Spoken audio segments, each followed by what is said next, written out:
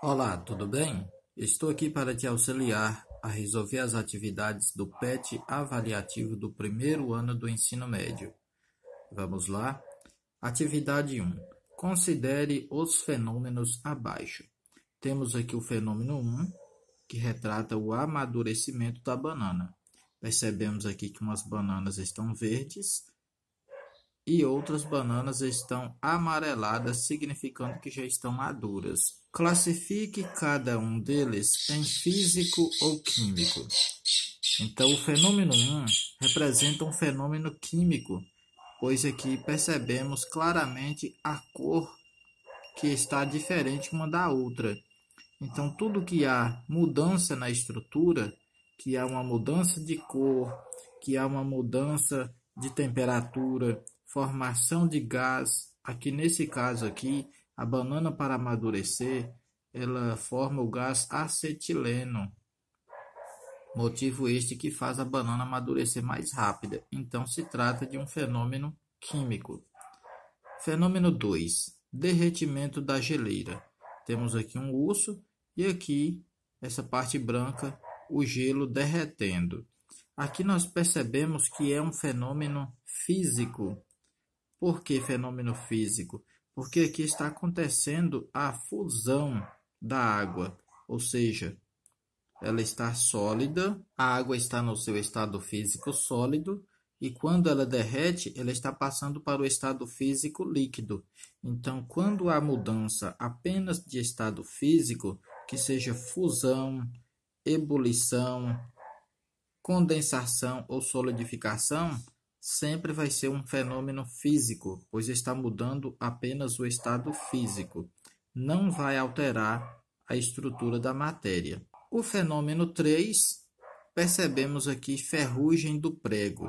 Então, temos alguns pregos enferrujados com essa cor amarelada. Isso aqui está caracterizando um fenômeno químico, pois a ferrugem ela é alguns átomos de oxigênio que é incorporado no ferro.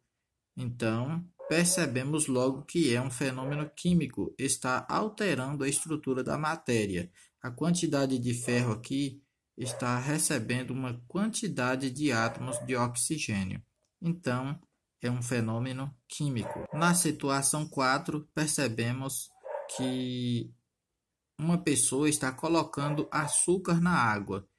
Então, esse fenômeno é dissolver o açúcar na água. Esse fenômeno trata-se de um fenômeno químico ou físico. Nesse caso, vai ser um fenômeno físico, pois a água não vai ser alterada e o açúcar também não vai ser alterado. Ele vai estar apenas dissolvido na água. Tem métodos de separação que conseguem tirar o açúcar da água ou a água do açúcar. Então, como não está alterando a estrutura da matéria de nenhuma das substâncias, trata-se de um fenômeno físico. Letra B. Cite 3 características para uma transformação física e 3 características para uma transformação química. Então, eu separei aqui transformação física e transformação química. Até passou de 3.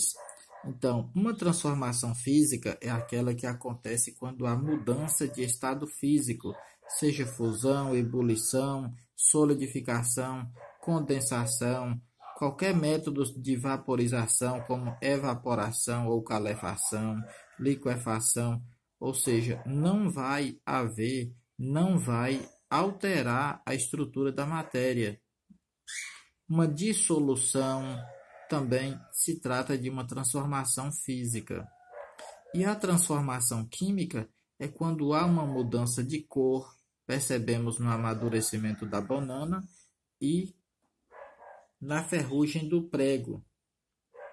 Uma alteração de temperatura, quando há formação de gás, no caso o amadurecimento da banana, a banana libera um gás chamado acetileno, é o que faz ela amadurecer.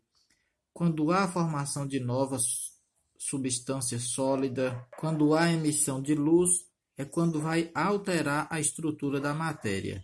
Um exemplo prático é Se eu tenho um pedaço de papel e se eu corto ele em pequenos pedaços ou amasso, ele continua sendo papel, ou seja, trata-se de um fenômeno químico. Agora, se eu pego um pedaço de papel e queimo ele, aquela cinza do papel não volta a ser papel mais. Então, se não tem como voltar ao que era antes, houve uma alteração na estrutura da matéria. E quando altera a estrutura da matéria, é a atividade 2. Objetos de prata sofrem escurecimento devido à sua reação com enxofre. Estes materiais recuperam seu brilho característico quando envoltos por papel alumínio e mergulhados em uma espécie de recipiente contendo água quente e sal de cozinha. A reação não balanceada que ocorre é: então aqui temos 2 átomos de prata com enxofre sólido, mais um átomo de alumínio, 2 átomos de alumínio e 3 átomos de enxofre, mais um átomo de prata. Dados da massa molar dos elementos, ou seja, a massa molar da prata ela vale 108. Esse dado aqui pega-se na tabela periódica. E o número de massa do enxofre é 32. Isso aqui também é referente ao que é encontrado na tabela periódica. Como na atividade não informou a tabela periódica, a questão deve haver o número de massa dos referidos elementos para efetuar alguns cálculos. Utilizando o processo descrito, a massa de prata metálica que será regenerada na superfície de um objeto que contém 2,48 gramas de sulfeto de prata é. Então, temos aquelas massas, vamos balancear a equação química e depois analisar quanto nós vamos achar de prata metálica quando a gente tiver uma quantidade de 2,48 gramas de sulfeto de prata. Eu reproduzi a equação química que fala a respeito da reação química aqui abaixo, onde eu tenho esse de azul é a reprodução da equação química e esse de vermelho já é a equação química balanceada. Vou mostrar para vocês como fazer o balanceamento. Então, aqui eu tenho 2 átomos de alumínio, pois 2 vezes, quando não tem nada aqui, 2 vezes 1 é igual a 1. Então, aqui eu vou colocar 2. 2 vezes 1, aqui também não apresenta nenhum valor, então eu considero 1. 2 vezes 1, 2. 1 vezes 2, 2. Alumínio já está balanceado. Agora vamos para o enxofre. 1 vezes 3 é igual a 3. Aqui apresenta um átomo só, então eu coloco esse 3 aqui para ficar 3 vezes 1, 3. 1 vezes 3, 3. O enxofre agora está balanceado. Agora vamos balancear a quantidade de prata. 3 que já tinha quando foi usado para enxofre, agora 3 vezes 2 para a prata, eu tenho 6. Aqui eu tenho apenas um átomo só, então eu coloco 6 aqui, pois 6 vezes 1, 6. 3 vezes 2, 6. Novamente, 3 vezes 2, 6. 6 vezes 1, 6. 3 vezes 1, 3. 1 vezes 3, 3. 2 vezes 1, 2. 1 vezes 2, 2. Então, a quantidade de átomos do reagente está igual à quantidade de átomos do produto. A equação química ficou balanceada quando colocamos aqui de vermelho os coeficientes estequiométricos. Esses números de azul aqui abaixo é o índice da substância. Ele é para referenciar qual é a substância. Então, como na atividade está falando do sulfeto de prata e está falando da prata, nós devemos saber a quantidade de massa que ela vai ter agora, para depois efetuar o cálculo. A massa molar da prata é 108 e a massa molar do enxofre é 32. Então, vamos pegar aqui, ó, 3 vezes 2, 6. Peguei a molécula aqui completa de sulfeto de prata e a de prata. Então, aqui, ó, 3 vezes 2, 6. Aí eu vou pegar esse 6, que é a quantidade de átomos, vezes 108, que é a sua massa molar. Então, 6 vezes 108 é 648. O enxofre, eu tenho 3 átomos. 3 vezes 1, 3. Então, eu vou ter 3 átomos de enxofre, vezes 32, que é o seu número de massa. 3 vezes 32 é igual a 96. Agora, eu só vou fazer a soma. 8 com 6, 14. Coloca 4 e vai 1. 1 mais 4, 5. Mais 9, 14. 4 e vai 1. 1 mais 6, 7. Então, a massa molar dessa molécula inteira, dessas 3 moléculas aqui de sulfeto de prata, é 744 gramas. Para a prata, eu tenho 6 vezes 1, 6. Então, eu vou pegar 6 átomos de prata vezes 108, que é o seu número de massa. 6 vezes 108 é igual a 648 gramas. Então, 648 gramas é a massa molar dessas 6 moléculas aqui de prata. Agora, eu vou fazer uma regra de 3, onde 744 gramas de sulfeto de prata, que já calculamos, ela vai estar para a produção de 648 gramas de prata, onde nós calculamos aqui também. Ou seja, essa quantidade aqui de sulfeto de prata, que é 744 gramas, vai formar essa quantidade de prata, que é 648 gramas. Como na atividade está perguntando se tiver 2,48 gramas de sulfeto de prata, qual é a quantidade de prata que vai formar no final? Então, vai ser X, é onde nós vamos calcular. Multiplica cruzado, 744 vezes X é igual a 2,48 vezes 648. Então, 744x é igual a 2,48 vezes 648 é 1.607,04. Agora, eu divido 1.607,04 por 744, que vai ser igual a 2,16 gramas de prata. Ou seja, se eu tiver 2,48 gramas de sulfeto de prata, eu vou conseguir fazer 2,16 gramas de prata. Vai ser o meu produto final. Nesse caso, a resposta correta vai ser a alternativa letra D, 2,16 gramas. A atividade 3. A figura abaixo traz a representação simbólica de alguns modelos atômicos. As figuras não correspondem aos modelos reais, ou seja, a questão de cor e de tamanho não são reais, é apenas uma simbologia. Então, temos aqui o modelo de Dalton, John Dalton, que foi em 1803. Em 1904, tivemos o modelo atômico de J.J. Thomson. Em 1911, tivemos o modelo atômico de Ernest Rutherford. Em 1913, tivemos o modelo atômico de Niels Bohr. E em 1926, o modelo aqui de Erwin Schrödinger. Analisando cada modelo, faça um comparativo citando as principais características entre.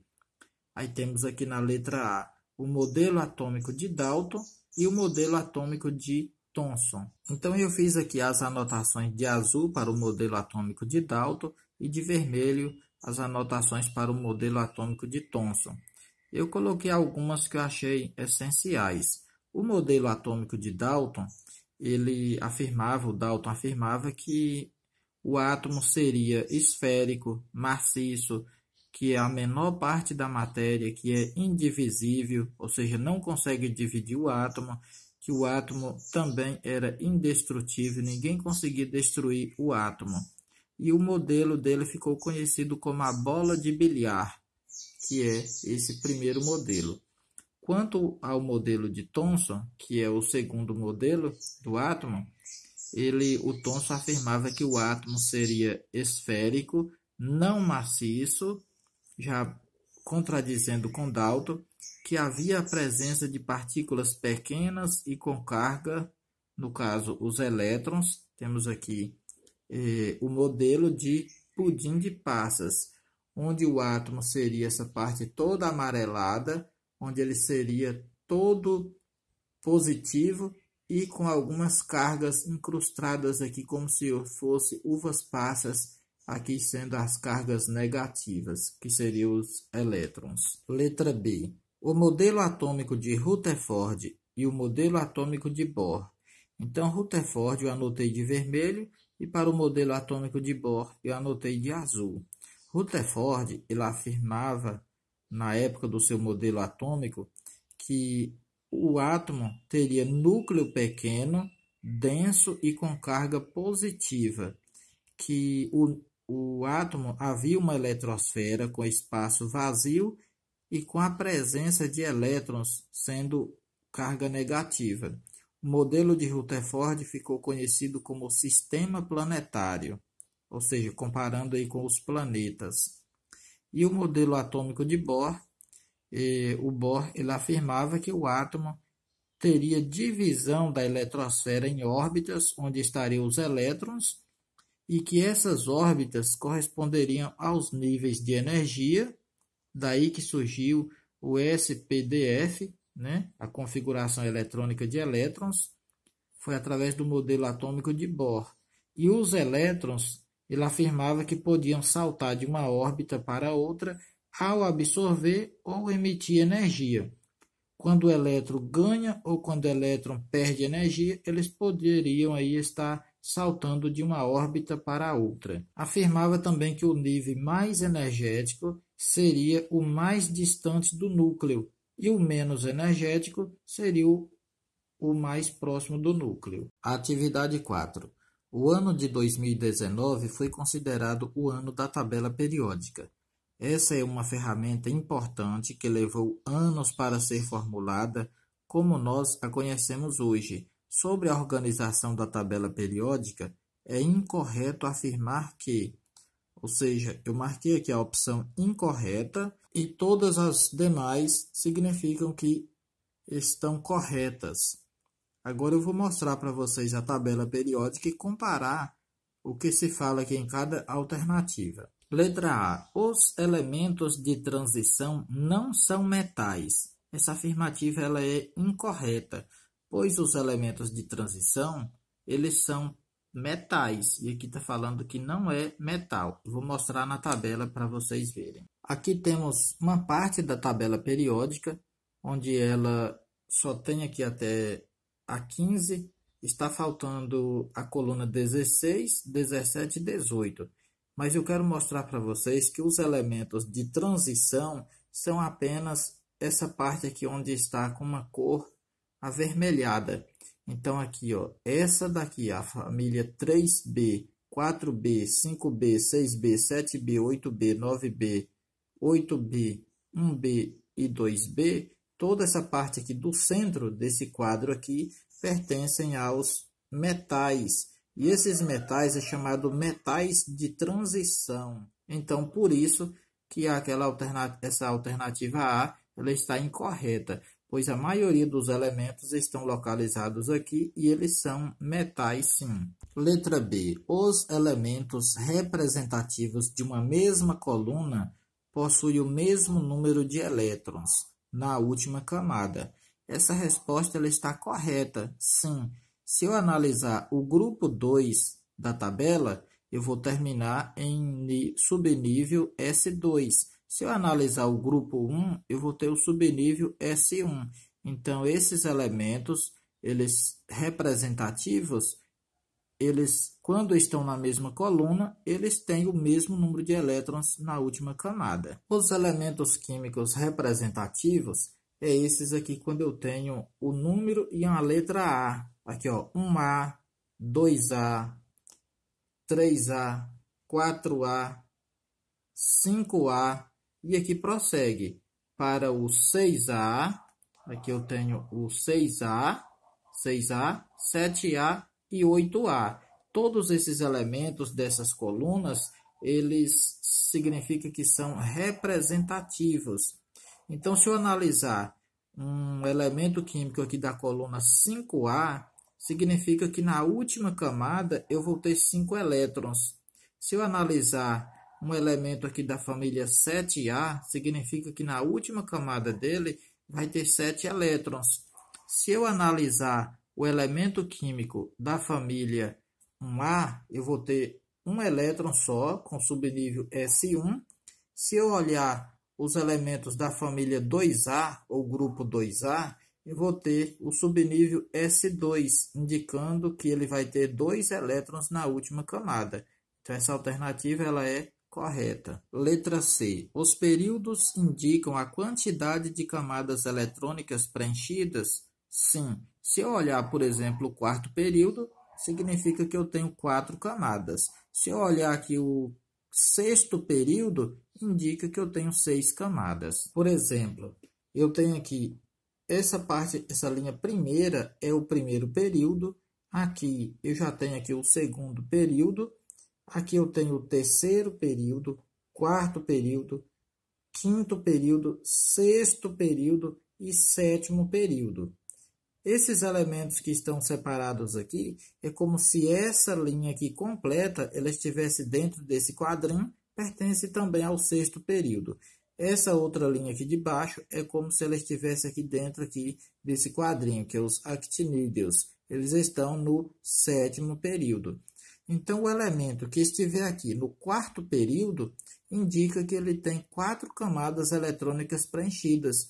Vai ter lá o nível energético 4 preenchido. Letra D. Grande parte dos elementos na tabela periódica são metais. Sim, está correto. Analisando a tabela aqui, essa legenda, eu tenho aqui no grupo 1A, eu tenho metais alcalinos. Então, todos são metais, com exceção aqui do hidrogênio. Na família 2A, ou grupo 2, eu tenho aqui metais alcalino-terrosos, ou seja, todos são metais. Toda essa parte avermelhada aqui, até chegar aqui, são os chamados metais de transição. Então, vemos que a maioria dos elementos químicos da tabela periódica, eles são metais. Então, essa afirmativa citada está correta. Os elementos da família 18 são denominados gases nobres. Essa afirmativa também está correta. Essa tabela periódica é a tabela periódica dos elementos. Ela está no livro de Química na página 105. Então, vemos aqui o último grupo ou última família da tabela periódica, que é o grupo 18 ou 8A. Analisando aqui a coloração dos mesmos, eles estão com o preenchimento na cor azul. E aqui na legenda diz que os elementos aqui preenchidos com a cor azul são os gases nobres. Então, a afirmativa ela é correta por isso. Atividade 5. Nas figuras abaixo, temos a representação de alguns compostos que fazem parte do nosso cotidiano. Por exemplo, o aço, o sal e o açúcar.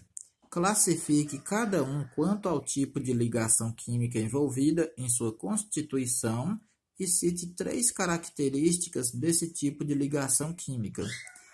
Eu coloquei aqui o sal na parte esquerda, eu coloquei o aço aqui do lado esquerdo, o sal no centro e o açúcar do lado direito.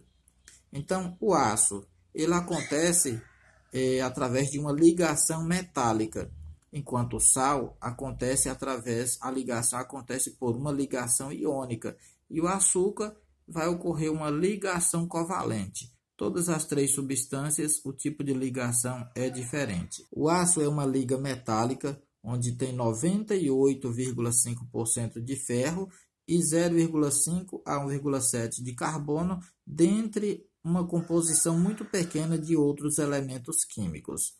O sal é o cloreto de sódio e ele é formado por um átomo de sódio e um átomo de cloro. E o açúcar é a sacarose, onde a molécula do açúcar, ou sacarose, é carbono 12, hidrogênio 22 e oxigênio 11. O aço, a ligação dele ocorre entre metais. O aço ele tem boa condutibilidade elétrica, ele tem um grau de dureza, ou seja, ele é duro, resistente, ele tem a propriedade de ductibilidade, de formar fios, e ele tem um brilho metálico.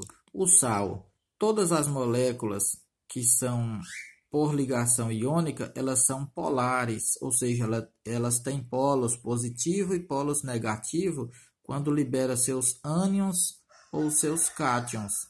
Então, são dotadas de cargas elétricas. Os metais perdem elétrons e os metais ganham elétrons.